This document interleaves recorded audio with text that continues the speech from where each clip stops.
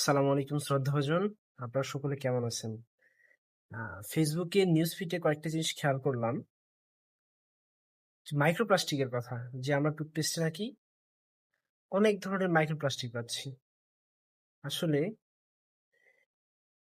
এই বিষয়ে একটু লক্ষ্য করলেই দেখবেন আপনার সেই বন্ধুটা যে কিনা একটা টুথব্রাশ বছরের পর বছর ইউজ করতেছে, কিংবা সে যে ব্রাশটি ব্যবহার করে সেটার দাম মাত্র ৳20।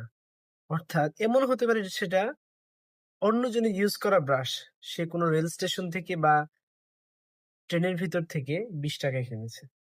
দেখুন, সেটা তো সম্পূর্ণ প্লাস্টিক। এমনকি এমনও হতে পারে সেটা রিইউজ করা। আর আপনাদের কি এটা কখনো কোয়েশ্চেন আসে না? যে হুট করেই প্রতিটা টুথপেস্টে মাইক্রোপ্লাস্টিক দেখা দিল, তাও আবার শুধু আমাদের বাংলাদেশি ব্র্যান্ডের। এমনও তো হতে পারে আমাদের দাদারা, যারা কিনা কখনোই আমাদের ভালো চায় না। তাদের একটা ব্যবসায়িক পলিসি, এটা কি হতে পারে না? একটু ভেবেচিন্তে কাজ করুন। দেশি পণ্য ইউজ করুন।